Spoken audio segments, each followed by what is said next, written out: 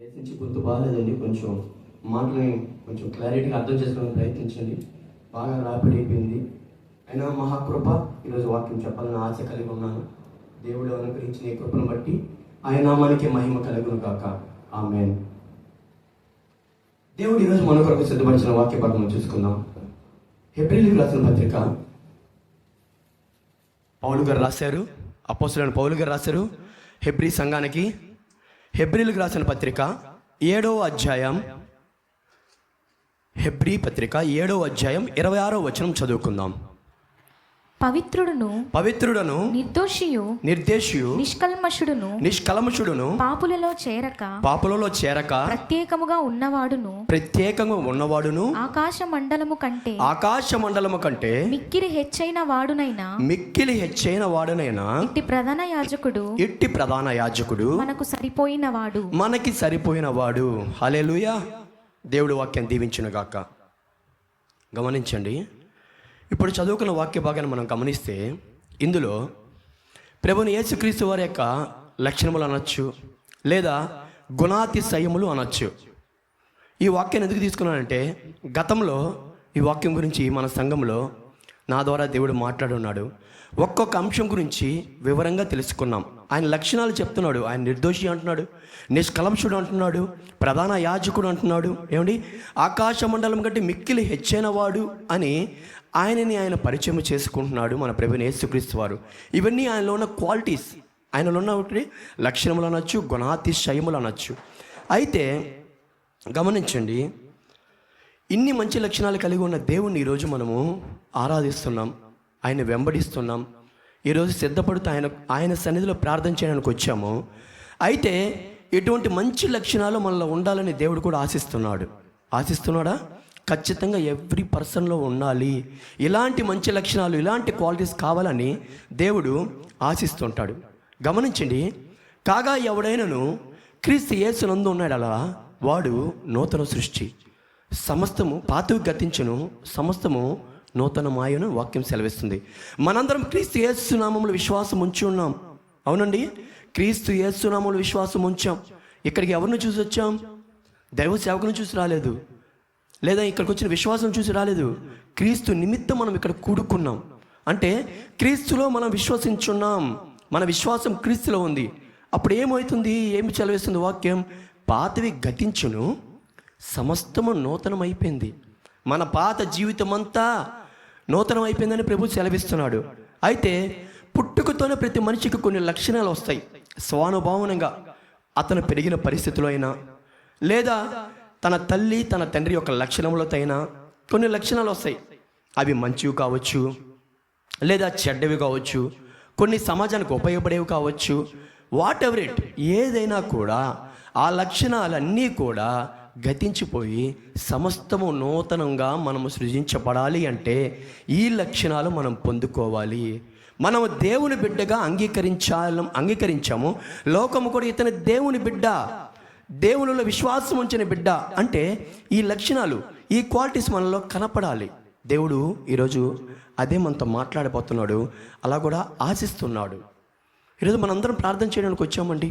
మనందరిలో మంచి లక్షణాలు ఉన్నాయంటారా? ఎవరు సమాధానం చెప్పలేరు. నేను కూడా సమాధానం చెప్పలేను. ఎందుకంటే మంచి చెడులు మనుషులు కలిసిపోయి ఉంటాయి. కానీ ఆ చెడు పాపం వైపు తీసుకెళ్ళినప్పుడు, మంచి దేవుని వైపు నడిపించినప్పుడు, ఈ మంచి దేవుని వైపు ఎప్పుడైతే నడిపిస్తుందో, మనలో పాపపు స్వభావ లక్షణాలు ఉన్నాయి అని తెలిసినప్పుడు వాటినన్నిటినీ ప్రభు పాదాల చెంతకు తీసుకొచ్చి పాప క్షమాపణ పొందుకుంటాం. హల్లెలూయా. ఎల్లవేళలా దేవుడు క్షమించుటకు సిద్ధ మనసు గల దేవుడు. ఈ మాట మర్చిపోకండి. మన దేవుడు క్షమించుటకు ఎప్పుడు సిద్ధ మనసు గల. ప్రభువా, నన్ను క్షమించయ్యా, నాలో ఈ బ్యాడ్ క్వాలిటీస్ ఉన్నాయి, తీసివేయంటే ఖచ్చితంగా తీసేస్తాడు. తీసేయడానికి ముందు నువ్వు అడగాలి. ఏం చేయాలి? ముందు నువ్వు అడగాలి, నువ్వు అప్పచెప్పుకోవాలి. కాబట్టి ఈరోజు చూడండి, ఆయన అన్ని క్వాలిటీస్ చదివాం. గతంలో అన్ని వివరించుకున్నాం, ఒక్కొక్క అంశం గురించి వివరించుకున్నాం. యూట్యూబ్లో ఉంది, కావాలని గమనించండి. పవిత్రుడు, నిర్దోషి, నిష్కలంషుడు, పాపలలో చేరక ప్రత్యేకంగా ఉన్నవాడు, ఆకాశంలోకి మిక్కిలి హెచ్చేవాడు, ఆయన న్యాయాధిపతి. ఇవే కాదు, బైబిల్లో కోకొల్లలు ఉన్నాయి ఆయన లక్షణాలు, ఆయన గుణాతిశయములు వివరించడానికి చాలా ఉన్నాయి. టైం సరిపోదు. కాకపోతే ఈరోజు దేవుడు మనతో సంఘంతో ఏం మాట్లాడుతున్నాడంటే, మీరు మంచి లక్షణాలు కలిగి ఉండాలి, నాలో విశ్వాసం ఉంచి నన్ను వెంబడిస్తున్న మీలో కూడా మంచి లక్షణాలు ఉండాలని దేవుడు మాట్లాడుతున్నాడు. ఈరోజు ఒకటి తర్వాత ఒకటి చక్కగా చూసుకుంటాము, మనలో ఎలాంటి లక్షణాలు పెంపొందించుకోవాలని దేవుడు మాట్లాడుతున్నాడు. మొదటిగా అందులో చూడండి, పేతురు రాసిన మొదటి పత్రికకి రండి. 1, 2, 3 వచనాలు కలిసి ఉంటాయి, చూద్దాం. పేతురు రాసిన మొదటి పత్రిక 2వ అధ్యాయం 1, 2, 3 వచనాలు. ప్రభు దయాళుడని మీరు రుచి చూచి ఉన్న ఎడల సమస్తమైన దుష్టత్వమును సమస్తమైన కపటమును వేషధారణను అసూయను సమస్త దూషణ మాటలను మాని క్రొత్తగా జన్మించిన శిశువులను పోలిన వారై నిర్మలమైన వాక్యమును పాల వలన రక్షణ విషయములో ఎదుగు నిమిత్తము ఆ పాలను అపేక్షించుడి. హల్లెలూయా. చక్కని వాక్యం చెప్తున్నాడు. ఒక లక్షణాన్ని మనలో ప్రభువు అవలంబించుకోమంటున్నాడు. దేవుడు ఈరోజు మనతో మాట్లాడుతున్నాడు. ఏం చెప్తున్నాడంటే, ఏ లక్షణం ఉండాలంటే దీంట్లో, మీరు పొందుకున్న ఈ రక్షణలో ఎదుగు నిమిత్తము. మనం రక్షణ పొందుకున్నామా? రక్షణ పొందుకున్నాం కదా బ్రదర్, రక్షణ పొందుకున్నాం కదా. ఆ రక్షణలో ఎదగాలి. రోజు రోజుకు మనం కోల్పోకూడదు. ఆ రక్షణ ఉచితంగా దేవుడు దయచేయబడింది. మనం ఎక్కడ కొనుక్కోవాలా? ఎక్కడైనా బజార్కి వెళ్ళి కొనుక్కున్నాం రక్షణ? అది ఉచితంగా దేవుని యొద్ద నుంచి సేవకుడి ద్వారా మనం పొందుకున్నాం. బాప్టిజం తీసుకున్న తర్వాత, మారు మనసు పొందిన తర్వాత రక్షణ వచ్చింది. ఆ రక్షణ రోజు రోజుకు మనం ఎదుగు నిమిత్తము. మొదటగా ఏమంటున్నాడు? ప్రభువు దయాళుడని మీరు రుచి చూచి ఉన్న ఎడల. అక్కడికి ఆపాడు పౌలు. ప్రభువు దయాళుడే కదా, దయాళుడని మనం రుచి చూచాం కాబట్టి ఇక్కడికి వచ్చి కూర్చున్నాం. తర్వాత వాట్ నెక్స్ట్ చెప్తున్నాడంటే, సమస్తమైన దుష్టత్వమును సమస్తమైన కపటమును వేషధారణను అసూయను సమస్త దూషణ మాటలను మాని క్రొత్తగా జన్మించాలి. అప్పటిదాకా ఏం చేసాము? ఇవన్నీ చేసాము. లోకంలో ఇవన్నీ చేసాం. దూషించాము, వేషధారలోనే మాట్లాడాము, ఒకరికి అపకారం తలపెట్టాము, అసూయ చేసాము. వీటన్నిటిని మాని వాక్యం అనే పాలు. ఇక్కడ వాక్యము దేంతో పోల్చాడు? బైబిల్లో అనేక మార్లు వాక్యం తేనెతో పోల్చారు, పాలతో పోల్చారు, మధురముతో పోల్చారు, చాలా రకాలుగా వాక్యాన్ని పోల్చారు. అయితే ఇక్కడ ఏమంటున్నాడంటే, పాలు అనే వాక్యముని పాలలా స్వీకరిస్తూ పోవాలి. మనం ఎదగాలి. ఎప్పుడు ఎక్కడ వేసిన గొంగలి అక్కడే ఉండాలి అనుకోవడం పొరపాటు, అవివేకం. గమనించండి, మనకు పుట్టిన బిడ్డలే ఎదుగుతున్నారు. గాడ్విన్ నడుస్తున్నాడు, ఎదిగాడా లేదా? నిన్నగా మనం పుట్టాడు జోసఫ్ ఆనంద్, ఇక్కడే చర్చిలో తిరగతున్నాడు లేదా? వాళ్ళ ఎదుగుతున్నాడు. మానవుడి ఆత్మలో బలపడిన మనము ఎదుగు నిమిత్తం రక్షణలో ఎదుగుతూనే పోవాలి. వెనకడుగు ఎప్పుడు వేయకూడదు. వెదగాలి అన్న ఆలోచన, అన్న లక్షణం, అన్న ఆశ నీలో ఉండాలి. ప్రభువు దాన్ని బలపరుస్తాడు. ఏమి ఎదుగుతాంలే ప్రభువా, కొన్ని సంవత్సరములైనా పోతూ ఉంటాం, వస్తూ ఉంటాం. నువ్వు అప్పుడు మాదిరికరంగా ఎక్కడ ఉంటావయ్యా? మాదిరికరంగా ఎక్కడ ఉంటావమ్మా నువ్వు? నీలో ఎదగాలన్న ఆశ ఎప్పుడైతే కనపడుతుందో, ఆయన లోకంలో వేరేగా ఉన్నారు అని జనులు ప్రభువుని మహిమపరచాలి. నువ్వు పొందుకున్న రక్షణలో ఇంకా స్థిరపడాలి. రక్షణ పొందుకున్నాం, చర్చిలో ఒకలాగా వేషధర నుండి బయటికి వెళ్ళి ఇంకోలా ప్రవర్తిస్తే ప్రభువుకి అవమానం. మన వల్లనే అన్య జనులలో ఆయన నామాన్ని దూషింపబడుతుంది. అది గమనించుకోండి.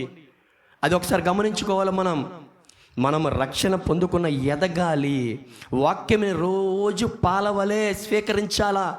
అప్పుడే బలం వస్తుంది. చిన్న బిడ్డలకి తల్లిపాలు పట్టించాం, తర్వాత ఇడ్లీ పెడతాం, అన్నం పెడతాం. అట్లా బిడ్డను ఎదుగుతూ మన బిడ్డల్ని ఎదిగించాలని కోరుకుంటాం. మనం ఎదగాలనే స్టార్టింగ్ ఎప్పుడు వచ్చామో అలానే ప్రతి విషయంలో మనం ఎదగాల. పాటలు పాడాలా, ఆరాధించాలా, ప్రార్థన చెయ్యాలా, వాక్యము చదవాలా, వాక్యంలో ఎదగాల అనే ఆశ, లక్షణం మనలో ఉండాలి. మొదటగా ప్రభువులో ఎన్ని లక్షణాలు ఉన్నాయి, ఎన్ని గుణాతిశయములు ఉన్నాయి. ఆ లక్షణాలు ఈరోజు మనలో కావాలని ప్రభువు కోరుకోవట్లేదా? అలానే నిలబడిపోతామా? ఎదగాలి. సంగమా ఎదుగు, డెవలప్, అభివృద్ధి చెందాలి అని చెప్పి ఆయన ఆశిస్తున్నాడు. ఎక్కడ వేస్తే అక్కడే ఉండాలి కదా, ఎత్తనం వేస్తే అక్కడే ఉండాలి. నువ్వు కోరుకుంటావా? ఎదగాలి కదా. ఆయన కూడా ఆలోచిస్తున్నాడు, విశ్వాసం ఉంచిన నాలో నా బిడ్డలు ఎదగాలి అనే ఆలోచన ఆయన కలిగి ఉన్నాడు. ఆయన సంతోషపెట్టే రీతిలో మనం కూడా ఈరోజు ఎదగాలన్న లక్షణం ఈరోజు మనము కలిగి ఉండాలని దేవుడు మనతో మాట్లాడుతున్నాడు. రక్షణ విషయంలో ఎదుగు నిమిత్తం ఆ పాలను ఆపేక్షించండి. పాలు వాక్యంలో మనము ఆపేక్షించుకోవాలా. రోజు రోజు రోజు తాగాల, తినాలా, అనుభవించాలా. చాలా మధురముగా ఉంటుంది, చాలా మధురముగా ఉంటుంది. మనము చదివే కొద్దీ మధురంగా ఉంటుంది. నిజం అంటే ఈ ప్రాక్టికల్ ఎవరైతే చేస్తారో వాళ్ళకి తెలుస్తుంది, చేయని వాళ్ళకి తెలియదు కదా. చేయని వాళ్ళకి తెలియదు. బ్రదర్ మాకు చదువు రాదు, ఈరోజు అప్డేట్ అయిపోయింది ఫోను, బైబిల్ వరుసలో వాయిస్ బైబిల్ వచ్చేసింది. ఒకప్పుడు లేదు. ఒక అతనికి ప్రతి గుడ్డి, చేతులు కూడా లేవు, నాలుకతో బైబిల్ని చదివారనే సేవకుడు ఒకప్పుడు చెప్తే నేను భయం వచ్చేసింది, ఒక రకమైన ఫీలింగ్ వచ్చేసింది. నాలుకతో లూయి బ్రెయిల్ రాసినటువంటి ఆ భాషను నేర్చుకొని నాలుకతో తాకి బైబిల్ని 2-3 సార్లు చదివేసి నాలుకంత రక్తము కారి, ఎంత ఆశ, ఎదగాలి, ఆ పాలన నేను కూడా స్వీకరించాలి. ఈరోజు ఇక్కడ ఆయన పుట్టు గుడ్డయి ఉండొచ్చు, చేతులు లేకపోయి ఉండొచ్చు. ప్రభు నామ నిమిత్తం పరలోక రాజ్యం స్వతంత్రించిన తర్వాత మహిమ శరీరముతో ఆయన వెలుగొందుతాడు. హల్లెలూయా. కాబట్టి మనము మొదటి లక్షణంగా మనము ఎదగాలి అనే లక్షణం మనలో ఉండాలి. రెండోదిగా చూసుకుందాం. ఇదే పేతురు రాసిన మొదటి పత్రికలో 5వ అధ్యాయంకి వద్దాం. 6వ వచనం చూసుకుందాం. దేవుడు తగిన సమయమందు మిమ్మును హెచ్చించినట్లు ఆయన బలిష్టమైన చేతి క్రింద దీన మనస్కులై ఉండుడి. హల్లెలూయా. ఈ వాక్యం మనకు అందరికి బాగా తెలిసిన విషయమే. ఒక్కొక్క వాక్యాన్ని దేవుడు ఒక్కొక్క రకంగా తన దాసుడి ద్వారా, సేవకుడి ద్వారా తీసుకొస్తుంటాడు. ఈ వాక్యాన్ని ఇంకో రకంగా మనం ఎన్నోసార్లు ఇంకో రకంగా వినుంటాం. దీనిలో మనం ప్రధానంగా నేర్చుకోవాల్సిన లక్షణం ఏంటంటే దీనత్వము. మన దేవుడు ఎవరు? దీన మనస్సు కలిగిన వాడు సాత్వికుడు అని ప్రభువైన యేసుక్రీస్తు వారు ఆయనే స్టేట్మెంట్ ఇచ్చాడు. పక్క వ్యక్తి చెప్పలేదు. నేను దీన మనస్సు గలవాడును సాత్వికుడును అని ఆయనే చెప్తున్నాడు. అయితే ఇక్కడ ఏమంటున్నాడు అంటే, దేవుడు తగిన సమయం నుండి మిమ్మల్ని హెచ్చించినట్లు ఆయన బలిష్టమైన చేతి క్రింద దీన మనస్సుకులై ఉండండి. దీన మనస్సు మనము ఖచ్చితంగా కలిగి ఉండాలి. దీనత్వాన్ని మనము కలిగి ఉండాలి. హెచ్చు తగ్గింపులు ఆయన వశమై ఉన్నాయి. ఒకరిని హెచ్చించాలన్నా, ఒకరిని తగ్గించాలన్నా కూడా ఆయన చేతిలో ఉన్నాయి. గమనించండి, ప్రభు అహంకారులను ఎదిరించి దీనులకు కృప అనుగ్రహించేవాడై ఉన్నాడు. అహంకారులను ఎదిరించి దీనులకు కృప అనుగ్రహిస్తాడు. బట్ నువ్వు చేయాల్సింది తెలుసా? నువ్వు దీనత్వం కలిగి ఉండాలా, ఆయన సన్నిధిలో ప్రార్థన చేయాలా. గమనించండి, ఎస్తేరు గ్రంథంలో ఒకసారి మీరు చదివి ఉంటే, మొర్దెకై విషయంలో మొర్దెకైని హామాను ఎంతో ఇబ్బంది పెట్టాడు. వయసులో పెద్దవాడు మొర్దెకై, ఎస్తేరు యొక్క పినతండ్రి. ఆమె రాణిగా షూషాను కోటలో ఉంది. అయితే ఆయన బలగముతో బయట పరిచర్య చేసుకుంటూ బయట ఉంటే హామాను వచ్చేది, అతన్ని దూషించేవాడు, అతన్ని గౌరవించలేదని చెప్పి అవమానపరిచేవాడు. అయినా మొర్దెకై మీకు తెలుసా, ఏం మాట్లాడాలా, తలంచుకొని తన కోపానంత పళ్ళ కింద అణిచిపెట్టుకున్నాడు. నాకు ఒకరోజు సమయం వస్తుంది. అయితే ప్రార్థన చేశాడు. ప్రభు బలిష్టమైన హస్తములకు అప్పచెప్పుకున్నాడు మొర్దెకై. హామాను మొర్దెకైని చంపేయాలని గోతులతో వేడిపించాడు. పాపం హామానుకి తెలియదు. ఆ గోతులో ఓడే పడిపోతాడని హామానుకు తెలియదు. మొర్దెకై కోసం కట్టిన కట్టెలు, కర్రపు గుంజలకి వాడే ఉరివేయబడతాడని హామానుకు తెలియదు పాపం. కానీ మొర్దెకై ఏం చేశాడు తెలుసా? దీనత్వము కలిగి ఎస్తేరుకి చెప్తూ ఉన్నాడు. ఎస్తేరుకి కూడా చెప్పలా, అక్కడ చదివితే ఒక హిజ్రాకి అధిపతి, అదే నాయకులు అక్కడికి వెళ్ళి ఆమెకి చెప్తాడు, అమ్మ ఇట్లాగా మీ పినతండ్రిని మొర్దెకైని హామాను అవమానిస్తున్నాడు, బాధ పెడుతున్నాడు అంటే ఆమె ఏమీ చేయలేని పరిస్థితి. పాపం రాజుని ఎదుర్కోవాలంటే భయం. ఎస్తేరు రాణియే కావచ్చు, ఆ సబ్జెక్ట్ అంతా వేరే. అయితే మొర్దెకై దీనత్వం కలిగి ఉన్నాడు. లోకంలో కూడా చూడండి, మనం క్రైస్తవులు ఉంటే అన్యులు కూడా ఊరికి వచ్చి మనల్ని ఏదో ఒక విషయంలో ఇబ్బంది పెడుతూ ఉంటాడు. మన పని మనం చేసుకుని పోతూనే కూడా నిందిస్తారు, అవమానిస్తారు, దూషిస్తాడు. మనం అట్లా ఉండడం వాడికి ఇష్టం లేదు. వాళ్ళకి తెలియదు పిచ్చోళ్ళు పాపం మన విషయంలో జోక్యం చేసుకునేది ఎవరో తెలుసా? ఆయన. హల్లెలూయా. ఆయన జోక్యం చేసుకుంటాడు, వాళ్ళకి తెలియదు. అట్లాగే మోర్దక విషయంలో ఆయన జోక్యం చేసుకున్నాడు, దీన మనసు కలిగి ఉన్నాడు.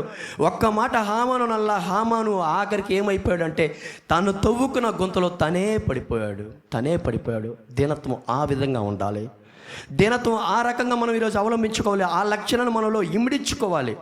దీనత్వం కలిగి ఉండాలి. ఒక మాట అన్నారా, ప్రభువా తప్పో ఒప్పో, నాదో అవునో కాదో నువ్వు చూచావు, తగిన సమయమునందు నీవే న్యాయం తీర్చువాడివి. అలాంటి దీన మనసు ఈరోజు మనం కలిగి ఉండాలి. హల్లెలూయా. చూసావా, ఈరోజు మనము దీనత్వం అనే కలిగే లక్షణము మనం కనుంచుకుంటే ఎప్పుడు హెచ్చించాలో, ఎప్పుడు నీకు అధికారం ఇవ్వాలో ఆయనకి తెలుసు. ఆయనకి బాగా తెలుసు. అంతం ఎప్పుడో తెలిసిన ఆయనకి, ఆయన శాశ్వత కాలం నుంచి శాశ్వత కాలం ఉన్న వరకు దేవుడు. ఆయన మనకి ఎప్పుడు ఏం చేయాలో తెలియదా? ఖచ్చితంగా తెలుసు. అయితే మనము దీనత్వము కలిగి ఉండాలి. ఎప్పుడు కూడా ప్రభు చేతుల పైకి ఎక్కడానికి ప్రయత్నించకూడదు. పేతురు అలానే చేశాడు. మనము కిందే ఉండాలి. అందరితో ప్రేమ కలిగి ఉండాలి. అందరితో సమాన భావం కలిగి ఉండాలి. దీనత్వం కలిగి ఉండాలి. అహంకారాలను ఎదిరించి దీనులకు కృప ఆయన ఖచ్చితంగా అనుగ్రహిస్తాడు. అహంకారాన్ని తిడితే నువ్వు అహంకారంగా మాట్లాడితే అక్కడ ఎవరికి కృపను అనుగ్రహించాలా? ఆయన ఎవరికి కృప అనుగ్రహించాలా? కాబట్టి అహంకారాలు ఎదిరించి మనకి కృప దయచేయాలని మనం దీనత్వం కలిగి ఉండాలి. దీనత్వం అనే వస్త్రన పై వాక్యాల రాయబడి ఉంటుంది, అలంకారిక భాషలో వస్త్రణగా ధరించుకోవాలా. హల్లెలూయా. రెండోదిగా మనం చూసాం, దీనత్వము కలిగి ఉండాలి. అలాగే మూడోది చూద్దాం. ఇదే పేతురు రాసిన మొదటి పత్రిక 2వ అధ్యాయంకి వద్దాం. పేతురు రాసిన మొదటి పత్రిక 2వ అధ్యాయం 21వ వచనం చదువుకుందాం. క్రీస్తు కూడా మీ కొరకు బాధపడి మీరు తన అడుగు జాడల యందు నడుచుకొనున్నట్లు మీకు మాదిరి ఉంచిపోయెను. క్రీస్తు కూడా మీ కొరకు బాధపడి మీరు తన అడుగు జాడల యందు నడుచుకున్నట్లు మీకు మాదిరి ఉంచిపోయాను. నెక్స్ట్ చూడండి, ఇక్కడ ఏ లక్షణం మనము బాగా ప్రధానంగా పట్టుకోవాలంటే క్రీస్తు అడుగు జాడల్లో మనం నడిచే లక్షణాన్ని మనము అలవాటు చేసుకోవాలి. క్రీస్తు అడుగు జాడల్లో అంటే క్రీస్తుతో అంటగట్టబడి ఆయన చూపించాడు, మాదిరికరంగా ఉంచిపోయినని ఆయన వాక్యం సెలవిస్తుంది. ఆ మాదిరికరమైన మార్గంలో క్రీస్తు అడుగు జాడల్లో మనము నడిచి అనుభవంలో ఉండాలి. ఆ లక్షణాన్ని మనం ఈరోజు రాత్రికాలం నుంచి అలవాటు చేసుకోవాలి. క్రీస్తు జాడలో నడవాలి అంటే ముఖ్యంగా మనం ఏం చేయాలా? క్రీస్తు వాక్యాన్ని బాగా చదవాలా. వాక్యానుసారమైన జీవితాన్ని మనం అవలంబిస్తే ఆటోమేటిక్గా క్రీస్తు అడుగు జాడల్లో మనం నడుస్తూ ఉంటాం. ప్రార్థన చేయాలా, దేవునితో సహవాసం ఎక్కువ కలిగి ఉంటే క్రీస్తు అడుగు జాడల్లో మనం తెలియకుండా ఆయనే చేపట్టుకుని నడిపించుకెళ్ళిపోతూ ఉంటాడు. అర్థమైందా? హానోకు దేవునితో కూడా నడిచాను. హానోకు దేవునితో కూడా నడిచి దేవునితోనే వెళ్ళిపోయాను. ఏమండి, హానోకు అలానే వెళ్ళిపోయాడు, దేవుడితో నడిచాడు. హానోకు దేవునితో వెళ్ళిపోయాడు, సజీవంగా వెళ్ళిపోయాడు. అది సెకండ్ సబ్జెక్ట్, మనకు అవసరం లేదు. సజీవంగా ఆయన పరలోకానికి వెళ్ళాడు, అది మనకు అవసరం లేదు. కానీ హానోకు దేవునితో నడిచాడు, ఆయన అడుగు జాడల్లో నడిచాడు. దానియేలు ఆయన అడుగు జాడలో నడిచాడు. షద్రక్ మేషక్ అబేద్నెగో ఆయన అడుగు జాడలో నడిచాడు. దానియేలు ఆయన అడుగు జాడలో నడిచాడు. నిత్యము ముమ్మారు ప్రార్థన చేశాడు.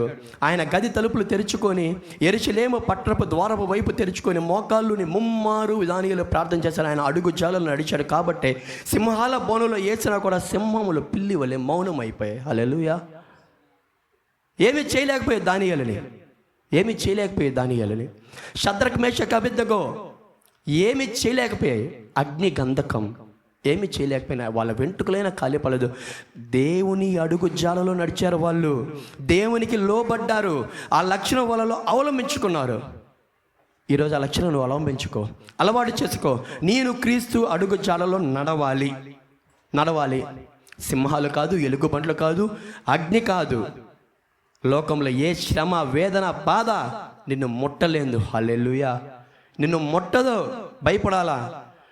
ఒక్కసారి నీ మార్గం చూస్తే అవి వస్తాయి కదా మన దగ్గరికి. వచ్చినప్పుడు నువ్వు నడిచే అడుగులు అవి చూస్తాయి. మనం తప్పటి అడుగులు వేసుకొని చెడ్డ త్రవలో పోతా ఉంటే కమ్మేస్తాయి, ఖచ్చితంగా కమ్మేస్తాయి. అవి వచ్చి చూస్తాయి. చూసినప్పుడు క్రీస్తు కనపడ్డాడంటే వెళ్ళిపోతే నిన్ను తాకేదెవరు? ఇంకా నిన్ను తాకేదెవరు? అంత ధైర్యం ఉందా? ఆయనకి కాదనే చేసేది ఎవరైనా ఉందా? ఆయనకి ఎత్తైన వాడు, ఆయనకి సమమైన వాడు ఎవడును లేడు. ఆయనే అల్టిమేట్. కాబట్టి క్రీస్తు అడుగు జాడలో నడవాలి. ఎంత చక్కగా చెప్తున్నాడా! క్రీస్తు కూడా మీ కొరకు బాధపడి, మన కొరకు బాధపడ్డాడండి దేవుడు, మన కొరకు ఏడ్చాడండి దేవుడు. సర్వలోకాలను సృజించిన సృష్టికర్త మన కొరకు కన్నీళ్లు విడిచాడు. యోహాను సువార్త 11:25 రాయబడింది.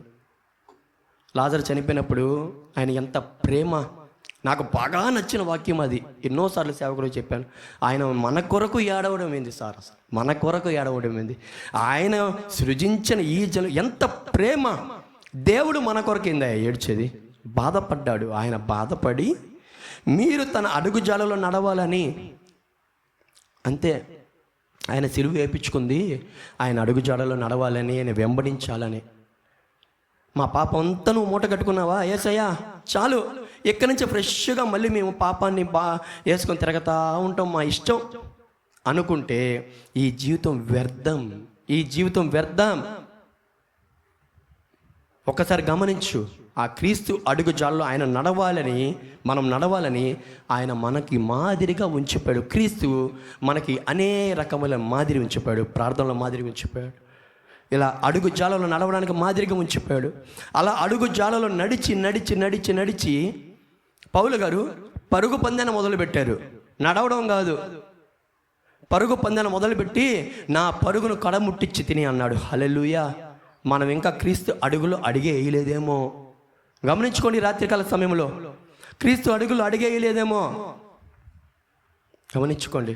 ప్రియ దేవుని బిడ్డ, ఒకవేళ క్రీస్తు అడుగులు అడుగు కానీ వేస్తే నీకు కలిగిన వేద, బాధ, అప్పులు, రోగములు, రుగ్మతలు యేసు నామములో వెళ్ళిపోతాయి అంతే. హల్లెలూయా. దేవునికి మహిమ కలుగును గాక. మూడోదిగా మనం చూస్తున్నాం, క్రీస్తు అడుగుజాల్లో నడవాలనే లక్షణం మనం అలవాటు చేసుకోవాలి. నాలుగవదికి వద్దాం. చాలా ఇంపార్టెంట్, చక్కగా వినండి. రోమిలకు రాసిన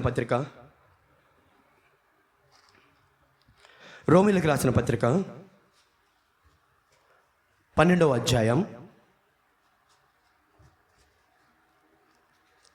3-8 వచనాలు చదువుకుందాం. తన్ను తాను ఎంచుకొనదగిన దానికంటే ఎక్కువగా ఎంచుకొనక దేవుడు ఒక్కొక్కనికి విభజించి ఇచ్చిన విశ్వాస పరిమాణ ప్రకారం. ఒక్క నిమిషం గమనించండి. తన్ను తాను ఎంచుకొనదగిన దానికంటే ఎక్కువగా ఎంచుకొనక, అంటే మనల్ని మనం ఎక్కువగా ఎంచుకొనక దేవుడు ఒక్కొక్కని విభజించి ఇచ్చిన విశ్వాస పరిమాణ ప్రకారం. ఇక్కడ విశ్వాసం గుర్తుపెట్టుకుని, విశ్వాస పరిమాణ ప్రకారము చదువుమ్మా. తాను స్వస్థ బుద్ధి గలవాడగుటకై తగిన రీతిగా తన్ను ఎంచుకొనవలెనని నాకు అనుగ్రహింపబడిన కృపను బట్టి మీలోనున్న ప్రతివానితోను చెప్పుచున్నాను. చదువుమా. ఒక్క శరీరములో మనకు అనేక అవయవములు ఉన్నాయండి. గమనించిన, మన శరీరంలో అనేక అవయవములు ఉన్నాయి. అనేక అవయవములతో కూడినదే ఈ శరీరము. ఈ అవయవములన్నిటికీ ఒక్కటే పని ఎలాగూ ఉండదో అలాగే అనేకులమైన మనము క్రీస్తులో ఒక్క శరీరముగా ఉండి ఒకనికొకరము ప్రత్యేకముగా అవయవములై ఉన్నాము. మనకు అనుగ్రహింపబడిన కృప చొప్పున వేర్వేరు కృపావరములు, ఇక్కడ చూడండి, వేర్వేరు కృపావరములు కలిగిన వారమై ఉన్నాము గనుక ప్రవచన వరమైతే విశ్వాస పరిమాణము చొప్పున ప్రవచింతుము. పరిచర్య అయితే పరిచర్యలోను బోధించువాడైతే బోధించుటలోను హెచ్చరించుటలోను పని కలిగి ఉందము. పంచిపెట్టువాడు శుద్ధ మనసుతోను పై విచారణ చేయువాడు జాగ్రత్తతోను కరుణించువాడు కరుణించువాడు సంతోషముతోను పని జరిగింపవలెను. హల్లెలూయా. కాస్త పెద్ద సబ్జెక్టే. ఎందుకు పైనుంచి అంతగా చదువుకుంటూ ఎందుకు వచ్చాను అంటే, ఇక్కడ మనం ప్రధానంగా నేర్చుకోవాల్సిన అంశం ఏంటంటే, మీరు గమనించారో లేదో, దేవుడు నాకు ఇచ్చింది ఒక స్టెప్ తర్వాత ఒకటి. మొదటగా మనము క్రీస్తుల విశ్వాసం ఉంచి ఎదగాలి అనుకున్నాం. ఎదిగామా అంటే ఎదిగాం. ఎదిగిన తర్వాత దేవుడు ఎదిగిన తర్వాత అహంకారం రాకూడదు, దీనత్వం కలిగి ఉండాలా. దేవుడు చూస్తున్నాడు. దీనత్వం కలిగిన నీవు క్రీస్తు అడుగుజాడలు నడుచుకునే లక్ష్యం నేర్చుకున్నావు, క్రీస్తు అడుగుజాడలు నడుచుకుంటున్నావు. అర్థమైందే. 4గా ఇవన్నీ చేసిన తర్వాత ఆటోమేటిక్గా ఆయనకి నీ మీద ప్రేమ కలిగి ఆయన చిత్తాన్ని నెరవేరుస్తూ స్టార్ట్ చేస్తాడు. స్టార్ట్ చేసినప్పుడు నీకు కొన్ని కృపావరాలు అనుగ్రహిస్తాడు. హల్లెలూయా. ఇవన్నీ చేస్తే కృపావరాలని ఆటోమేటిక్గా నువ్వు పొందుకుంటావు. బైబిల్లో నాకు కృపావరాలు ఉన్నాయి, అవునా?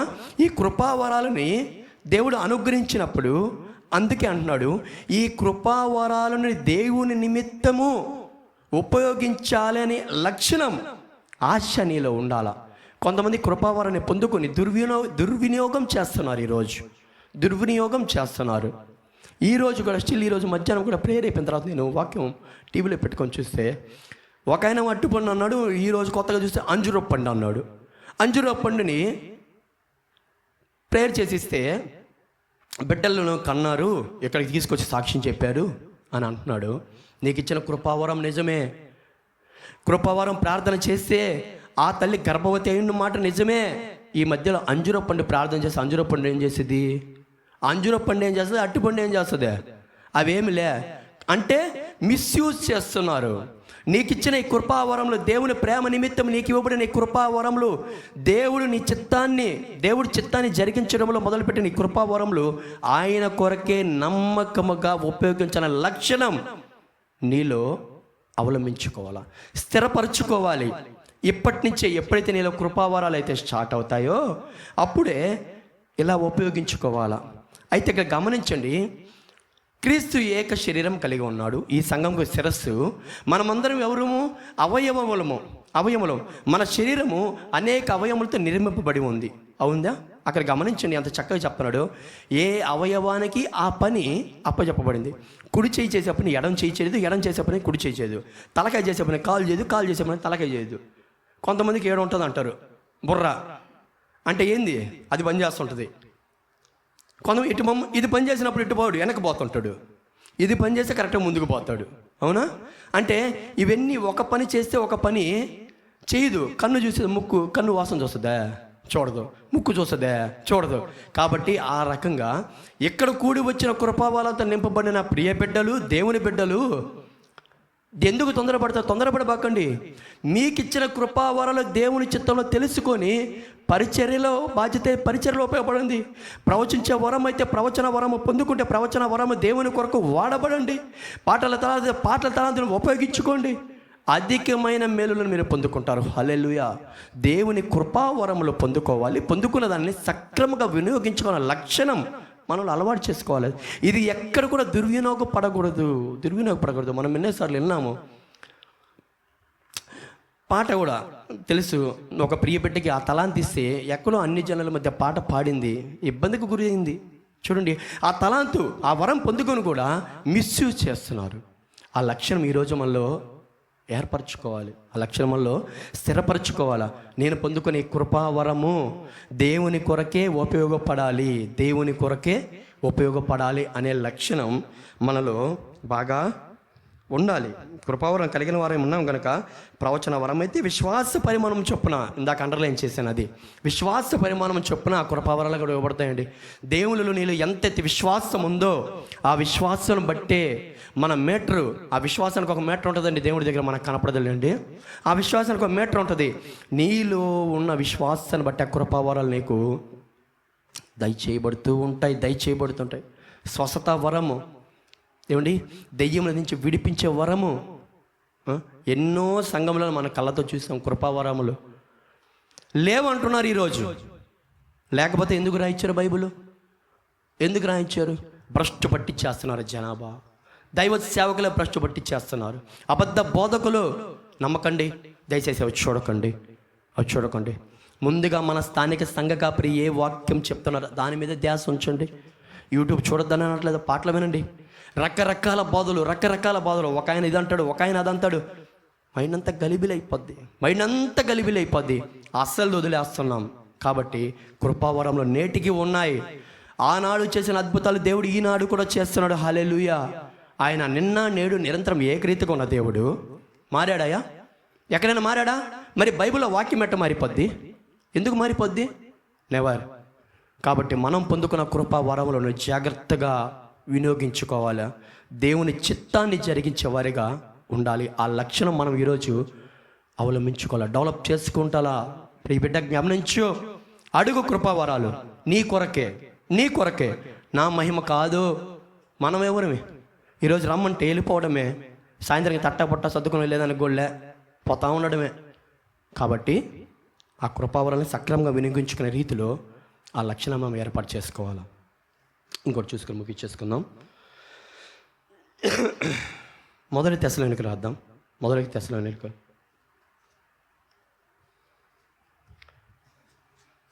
తెస్సలోనిక పత్రిక. ఇంకా చాలా ఉన్నాయని రాసుకున్నాను కానీ టైం సరిపోదు. చాలా లక్షణాలు ఉన్నాయని దేవుడు చెప్తున్నాడు. నేను కట్ చేస్తున్నా. సరే, తెస్సలోనికకి రాసిన మొదటి పత్రిక 1వ అధ్యాయం 10వ వచనం. ఈ వచనంలో గమనించండి. అంటే పై వచనాలన్నీ చెప్పుకుంటూ వచ్చాను కదా, కృపావరాలు కూడా పొందుకునేసాము. అంటే మనం బాగా బలపడిపోయాము. What next? మనం ఏమి చెయ్యాలా, ఎలాంటి లక్షణము కలిగి ఉండాలా, ఎలాంటి ఆశ కలిగి ఉండాలా దేవుడు చెప్తున్నాడు. మొదటి తెస్సలోనిక పత్రిక 1వ అధ్యాయం 10వ వచనం. మీ యొద్ద మాకెట్టి ప్రవేశము కలిగెను అక్కడి జనులు మమ్మను గూర్చి తెలియజెప్పుచున్నారు. మరియు మీరు విగ్రహములను విడిచిపెట్టి జీవము గలవాడును సత్యవంతుడునగు దేవునికి దాసులగుటకును దేవుడు మృతులలో నుండి లేపిన యేసు అనగా రాబో ఉగ్రత నుండి మనల్ని తప్పించుచున్న ఆయన కుమారుడైన యేసు పరలోకము నుండి వచ్చునని గమనించండి. పరలోకం నుండి వచ్చునని ఎదురు చూచుటకును మీరెలాగు దేవుని వైపునకు తిరిగితిరో ఆ సంగతి వారే తెలియజేయుచున్నారు. హల్లెలూయా. ఆత్మలంతా బాగా బలపడిపోయామండి. బాగున్నాం, ఆత్మలు ఎదుగుతున్నాం.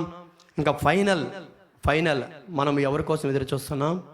ఒకటి, మన పోకడా, లేదా ఆయన రాకడా.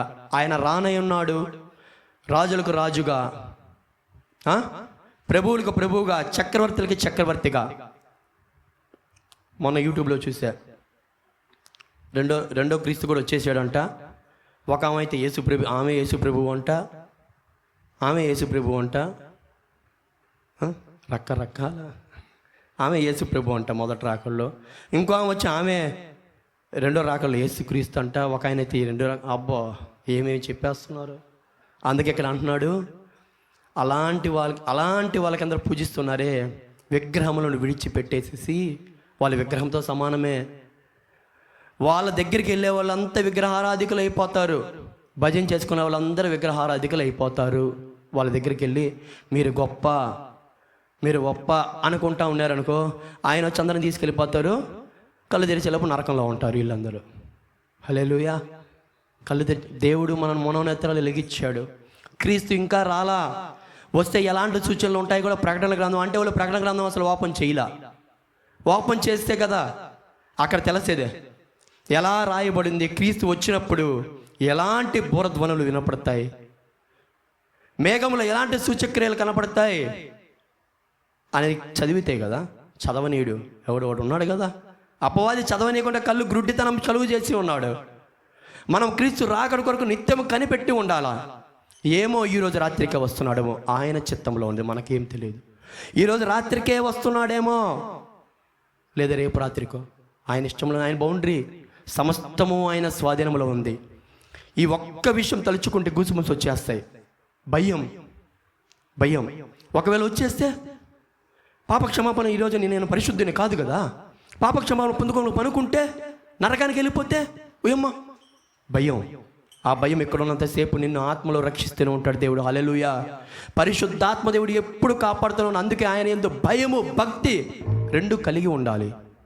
భయము భక్తి ఎప్పుడు కలిగి ఉండాలి.